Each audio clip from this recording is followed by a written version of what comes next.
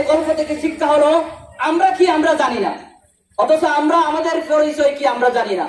ওই বাঘ যেমন তার পরিচয় না জানার কারণে বাঘের হুঙ্কার পেয়ে পালিয়ে গেছে, আজকে আমরা মুসলিম, আমরা কার উত্তরসূরি আমরা জানি না।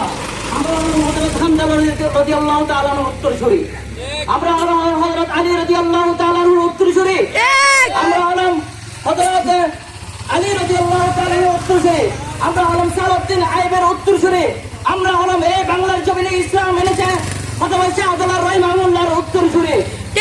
ভয় পাওয়ার লোক নয়। আমরা যখন গর্জে উঠি, আমরা যখন ইসলামের পক্ষে যখন আমরা একপাশে থেকে উঠি, আমাদেরকে থামানোর মতো কোনো শক্তি এই পৃথিবীর বুকে নাই।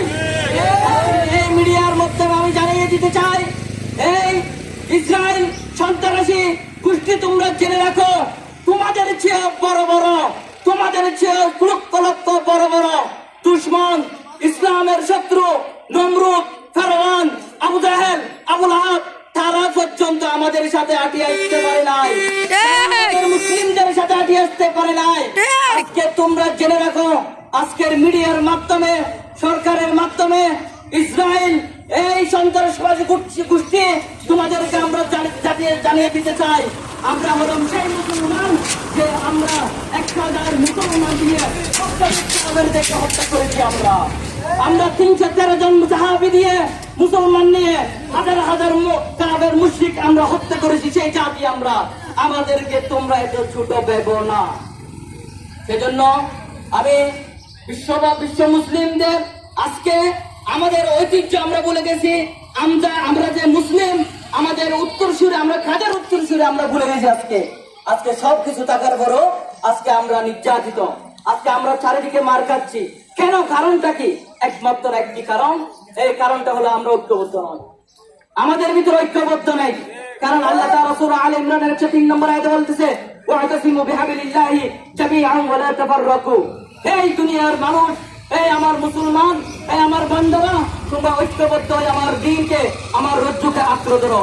তোমরা যদি ওমা তাফাররাকু ইল্লা মিন বাদি মা জাআহুল বাইয়িনাত, তোমরা যদি ঐক্যবদ্ধ না হও, বিচ্ছিন্ন হয়ে থাকো, ওয়ালাহুম আযাবুন আযীম, তোমাদের উপর আমি আযাব নিয়ে আসবো। আজকে আমাদের উপর আযাব দিচ্ছে, আজকে স্বৈরাচারী দিয়ে আমাদের উপর নির্যাতিত হচ্ছে, এটা আমাদের কর্মের ফল।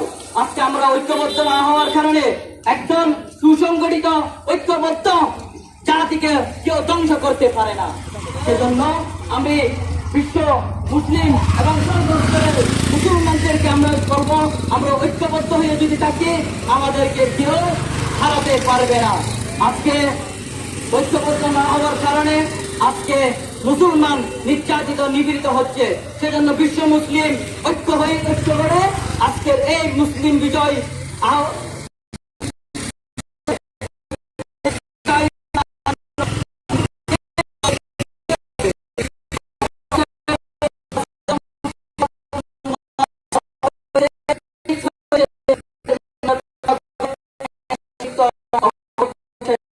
واخر دعوانا الحمد لله رب العالمين اللهم امين ربنا وإليك التوفيق